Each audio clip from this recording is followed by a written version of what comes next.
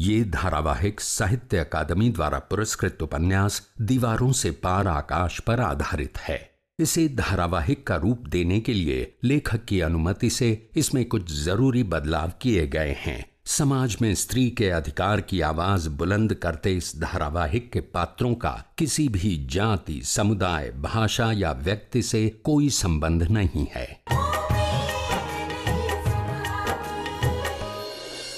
जो दिकरा, हमने उसे कितना समझाने की कोशिश की थी ना, पर वो किसी की बात नहीं मानी और उसे जो करना था उसने किया। अब हम उसे नहीं रोक सकते, जाने दो उसे, भूल जाओ। पर फैबा, ये सब होते हुए मैं नहीं देख सकता। ठीक है, एक काम कर, तू मुझे उस जतिन का नंबर दे। अगर वो पुलिस स्टेशन जा सकता है तो हम भी जा सकते हैं।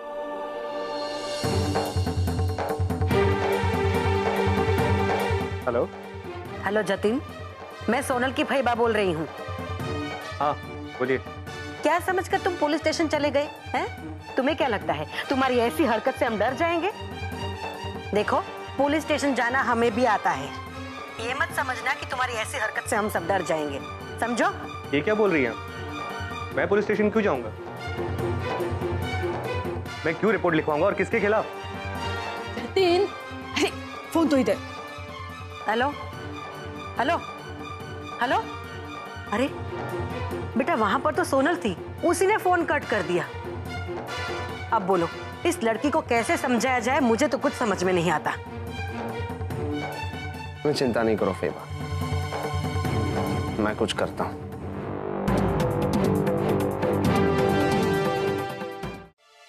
हिलो, पापा से बात करो, बहुत अर्जेंट काम है।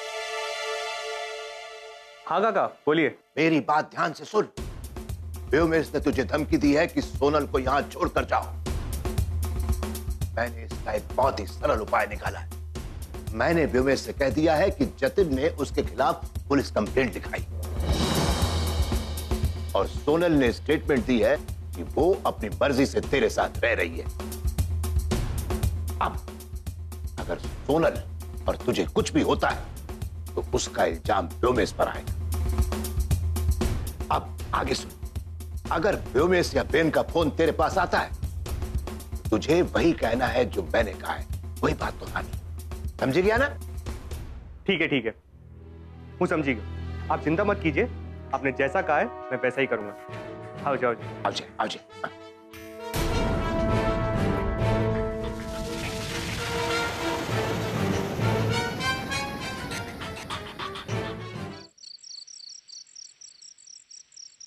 શું થયું ફૈબા?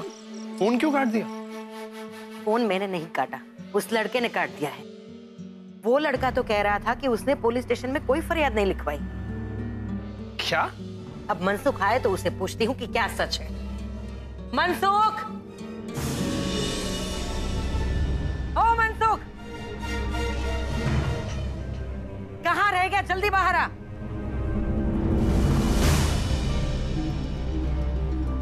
खाना तो मिला नहीं, छोटी बहन की डांटी खा लेता हूँ। ए मनसुख, जल्दी आ। आओ छो।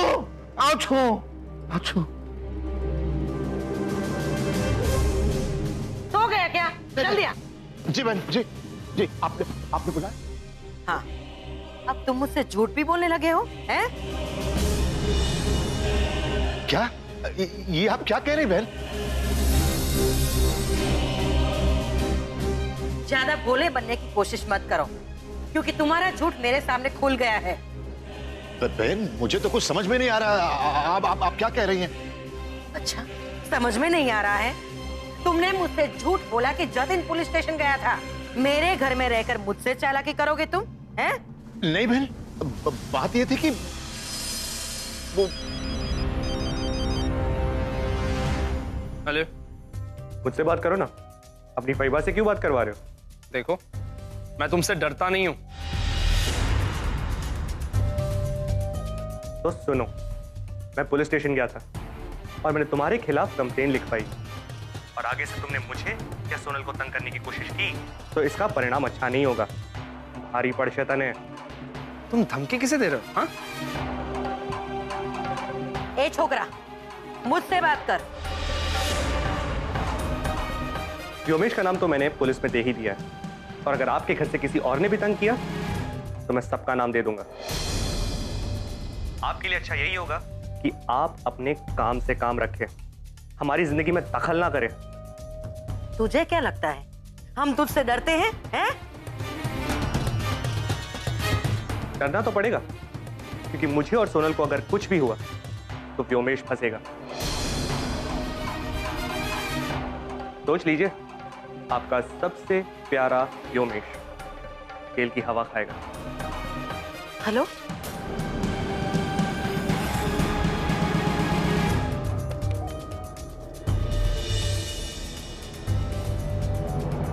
बड़ा शातिर लड़का है, हमें ही धमका रहा है। मनसुख, आज तक तुम कहते थे ना कि मुझे अपनी बेटी सोनल से कोई वास्ता नहीं है, तो सुन लो, आज मैं तुमसे कहती हूँ कि मुझे सोनल इस घर में नहीं चाहिए। उसको जहां रहना है रहे, बस। पर सोनल की वजह से मैं अपने बेटे व्योमेश को तकलीफ में नहीं डाल सकती। बेन, वही तो मैं कह रहा हूं कि सोनल हमारे लिए मर चुकी है। वो जहां चाहे वहां रहे, हमें कोई फर्क नहीं पड़ता। मुझे तो व्योमेश की चिंता है, बेन, व्योमेश की। इसीलिए मैं कह रहा हूं आपसे, हमें इस मामले से दूर रहना चाहिए, 100 कोस दूर। इसी में हमारे घर की भलाई है। ठीक है,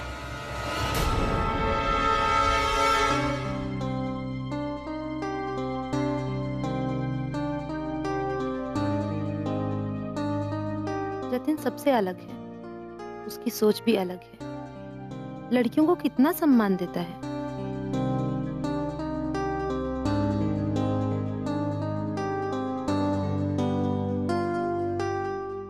सोनल की कितनी हेल्प कर रहा है, पर उसने कहा कि सोनल सिर्फ उसकी एक अच्छी दोस्त है।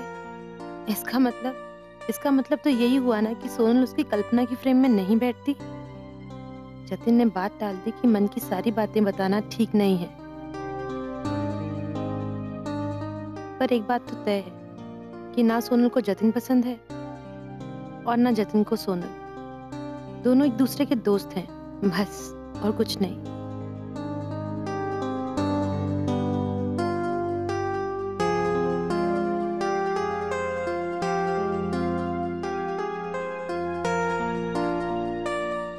पर मुझे तुम खास लगते हो जतिन।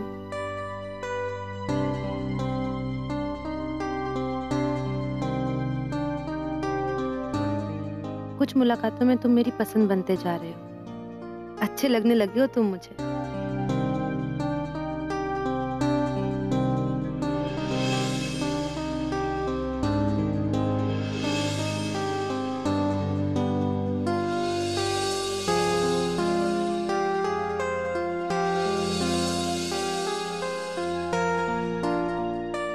भगवान ही बचाए फाइबा से। કેમ શું થયું? पहले फाइबा सोनल को अपना दुश्मन मानती थी और अब जतिन को भी अपना दुश्मन मानने लगी है। जतिन इतना अच्छा लड़का है, खामखा फंस रहा है बेचारा। વાત શું છે?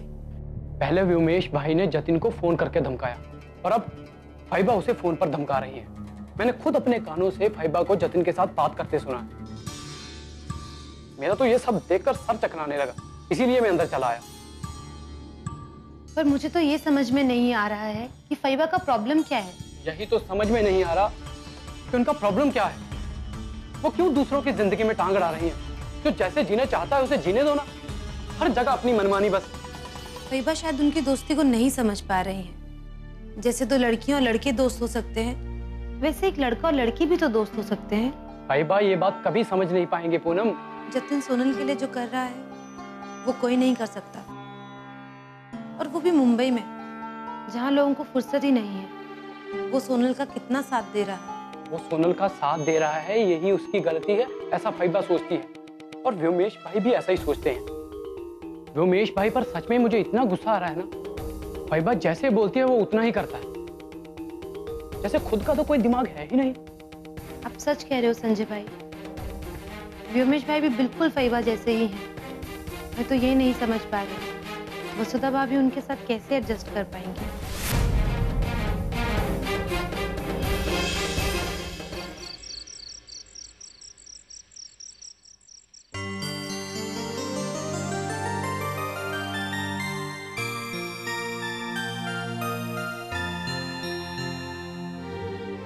आ गई तुम? निपट गए सारे काम?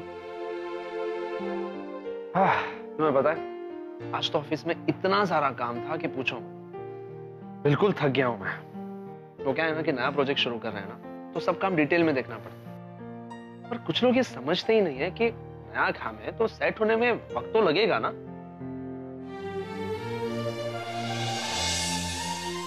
काश कि तुम भी ये बात मेरे लिए महसूस कर पाते कि नई जगह नए लोगों के साथ सेट होने में कितना वक्त लगता है। ऊपर से मेरा ये बॉस सारा काम मुझ पर ही डाल दिया। अरे हम भी इंसान हैं, इतना तो उन्हें सोचना चाहिए ना कि हम भी थकते हैं। सच कहा आपने कि इंसान थकते हैं। आज मैं भी बहुत थक गई। जब से कमरे में आई हूं तब से एक बार भी नहीं पूछा आपने।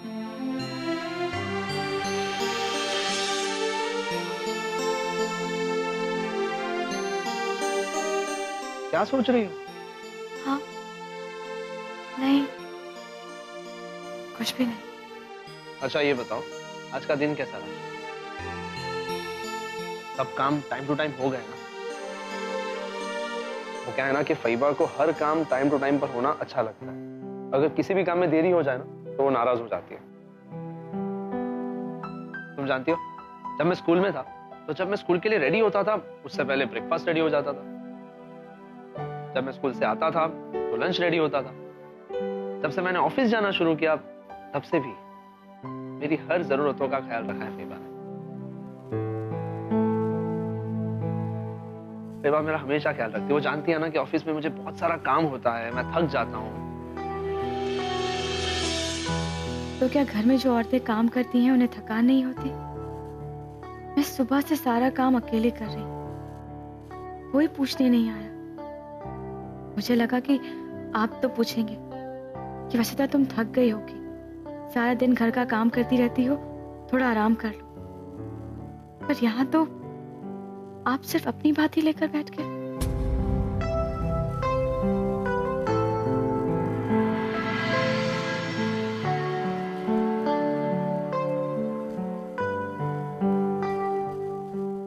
अरे तुम बार बार कहाँ खो जाती हो? कहीं नहीं। तुम मेरी बात सुन रही हो ना? हाँ, सुन रही हूँ। तो एक और बात सुन लो। जब तुम्हारे सारे काम खत्म हो जाए ना तो एक बार फैबा के कमरे में चली, उनके पैर दबा देना। वो क्या है कि फैबा की अब उम्र हो गई है ना, और वैसे भी अब तुम इस घर में आ गई हो तो इस घर की सारी जिम्मेदारी तुम्हें ही उठानी है। और फैबा का तो खास ख्याल भी रखना है। अब जब तुम इसी तरह से खास ख्याल रखोगी तभी फैबा को लगेगा ना कि आ घर में बहू आवी गई है, इसलिए वो कम चिंता करेगी, है ना?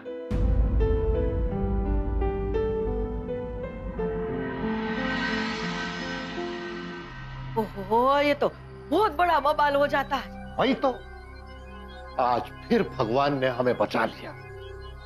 संजय ठीक कह रहा था, हमको ना जतिन से पहले से सारी बात करके अपने पक्ष में कर लेना चाहिए था। अगर अपने पक्ष में कर लेते ना आज ये नौबत नहीं आती। संजय की बात सुनकर ही मैंने जतिन को फोन किया। मेरे फोन करने से पहले बेन और विवेश ने वहां फोन कर दिया, क्योंकि बेन उससे पूछना चाहती थी कि जतिन ने पुलिस कंप्लेंट क्यों की। ये तो अच्छा हुआ कि सोनल वहां पर थी, उसने फोन काट दिया। फिर मैंने जतिन को फोन करके सब कुछ समझा दिया। जतिन ने विवेश को फोन करके सारा मामला संभाल लिया। हाँ, कितना भला लड़का है ये जतिन, नहीं? सो तो है अला, समझदार पड़, सही वक्त पर सारा मामला संभाल। अरे ये तुम्हारी मोटी बहन और व्योमेश है ना, वो हमारी सोनल की प्रगति से जरा भी खुश नहीं है। अरे वो खुश नहीं होना चाहती है तो ना सही, पर हमें तो अपनी धीकरी पे बहुत गर्व है, बहुत नाज है। अरे तू देखना मंजू, थोड़े से समय में कितना ज्यादा पैसा कमाती है। पैसे के लिए तो हम अहमदाबाद से मुंबई आए हैं। हाँ, वहाँ अहमदाबाद में, वरना हमारे साथ जो हुआ ने।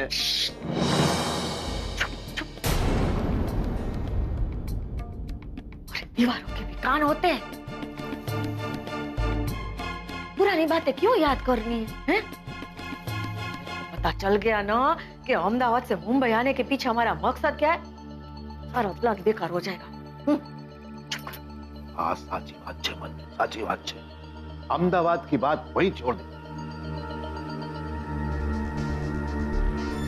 अब तो हमें अपने तीनों बच्चों का ख्याल रखना है, सिर्फ उनके बारे में सोचना है। हाँ? ओ बेटा। जी फाइबा। मैं कह रही थी, इसे कहते हैं संस्कारी बहू। घर का सारा कामकाज करने के बाद भी तू मेरे पैर दबाना नहीं भूली।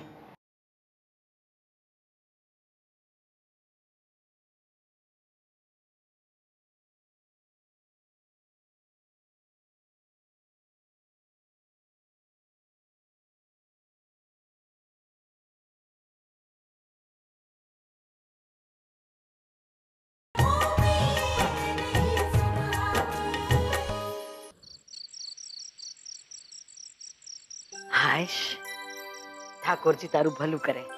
तू मेरे पैर दबा रही है ना, तो मुझे बहुत अच्छा लग रहा है। इसे कहते हैं संस्कारी बहू। मैंने तो पहले ही सोच रखा था कि मैं मेरे व्योमेश के लिए ऐसी बहू लाऊंगी जो मेरे व्योमेश को संभाले,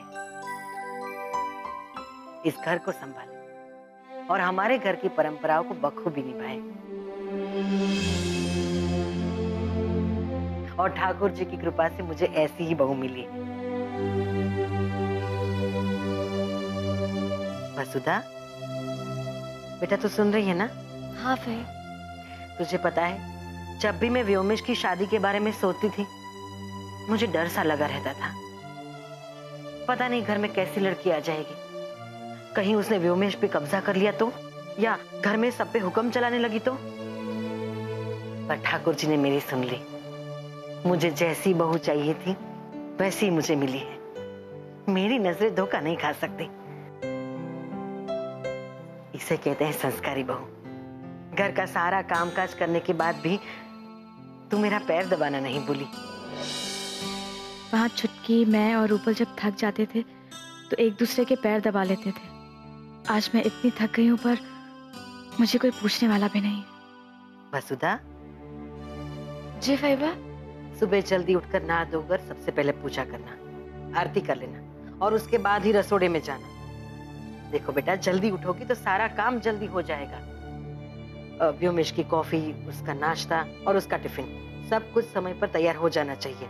हाँ, आज तुमने गड़बड़ कर दी थी, पर कल कोई गड़बड़ मत करना। हाँ, जल्दी उठ जाना। जी फाइबा। और हाँ बेटा, वो वॉशिंग मशीन में कपड़े धोने के बाद उसे छत पर सुखा देना। और बहुत दिन हो गए छत की साफ सफाई भी नहीं हुई है। मैं तुम्हें बताऊंगी कब छत की साफ सफाई करनी है। जो बेटा, अब मुझसे तो ये सब काम होता नहीं है, तुम्हें ही छत की साफ सफाई करनी होगी। समझी गई? वसुधा बेटा, सोने से पहले व्योमेश के भी पैर दबा देना। ऑफिस में पूरे दिन काम करके बहुत थक जाता है मेरा दिकरा। जो दिकरा, आदमी जब थका हारा घर पे आता है तो उसे वात्सल्य और प्रेम की जरूरत होती है, और यही दाम्पत्य जीवन का सही सुख है। समझी गई ना? जी फाइबा।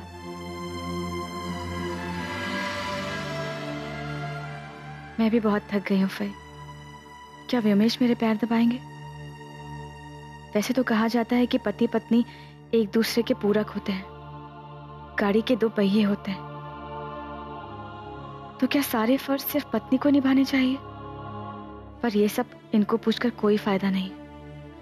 औरत होकर भी वही पुरानी परंपराओं का साथ देंगी।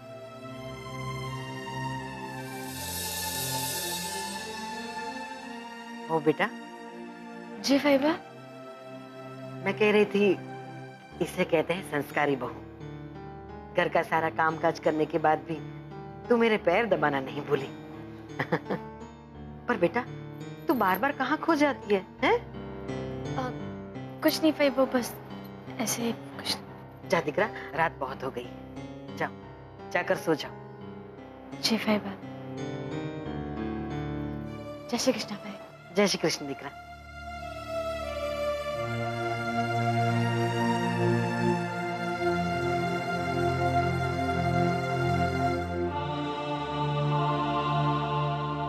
हे मारा ठाकुर जी, मारा घर में सुख અને શાંતિ હંમેશા આવી જ રાખજે। ओहो भाभी, आप इतना बोझ मत लीजिए अपने सर पर। इतना काम करेंगी तो बीमार हो जाएंगी। वैसे पूनम, तुम मेरे लिए इतनी क्यों परेशान हो रही हो?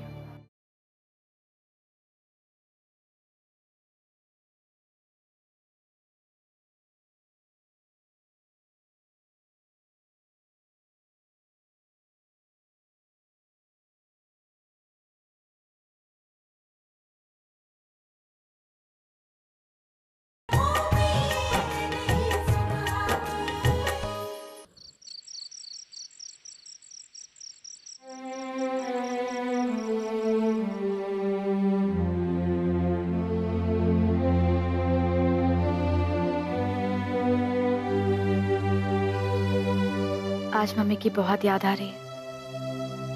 कॉलेज से जब मैं थक कर आती थी तो मम्मी मेरी कितनी चिंता करती थी।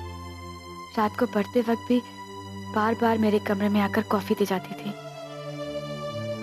कितना फर्क होता है ना पीहर में और सासरे में। भाभी, भाभी, हाँ? आप सोई नहीं अब तक? आप यहाँ खड़ी खड़ी क्या सोच रही हैं? बस सोने ही जा रही थी पूनम, वो फहीमा के पैर दबा रही थी। आप काफी थकी हुई लग रही हैं भाभी। अब कल आराम से उठेगा, नींद पूरी हो जाएगी तो थकान भी उतर जाएगी। अगर देर से उठूंगी ना तो घर के सारे काम रह जाएंगे। पूजा, आरती, तुम्हारे भाई की कॉफी, उनका टिफिन, घर का खाना, सब लोगों को देखना, सारे काम रह जाएंगे। ओहो भाभी, आप इतना बोझ मत लीजिए अपने सर पर। इतना काम करेंगी तो बीमार हो जाएंगी। वैसे पूनम, तुम मेरे लिए इतनी क्यों परेशान हो रही हो? सच कहूं तो घर की औरतों को कभी थकान नहीं होती। वैसे उन्हें करना ही क्या होता है, सिर्फ घर ही तो संभालना होता है ना? सदियों से लोगों को यही लगता है कि घर की औरतों को कभी थकान नहीं होती और ना ही उन्हें होनी चाहिए। मैं आपकी बात समझती हूँ भाभी। तुम्हारे समझने से क्या होगा पूनम? जिन्हें समझना चाहिए वो तो औरतों की समानता की बातें ना सिर्फ किताबों में ही देखने को मिलती, या फिर कोई बड़ा सा आदमी बड़ा सा लेक्चर देकर इस भ्रम को बनाए रखने की कोशिश करता है। एक बात को कभी झुटलाया नहीं जा सकता पूनम कि आज भी हमारा समाज औरत और पुरुष को समान हक देने के लिए लापरवाह है।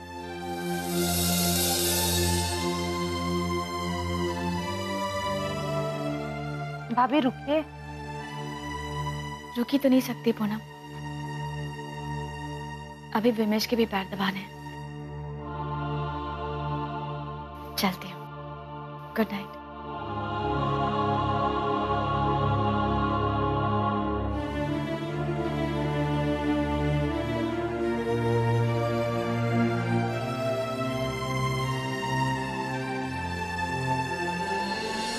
अरे क्या कर रहे हैं आप?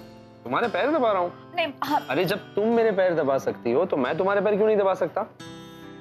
पूरा दिन घर में अकेले ही काम करते करते तुम थक जाती होंगी ना। भले तुम मुझे बताती नहीं हो पर मुझे समझ सब आता है। नहीं, आपको मेरे पैर नहीं दबाने की जरूरत है, हटिए। मैं तो पैर दबाऊंगा। अरे मेरे पूरे घर का तुम इतनी अच्छी तरह से ख्याल रखती हो तो तुम्हारा ख्याल मुझे रखना चाहिए ना, है ना? अच्छा, बहुत प्यार दबा लिया, आप मेरे पास बैठिए।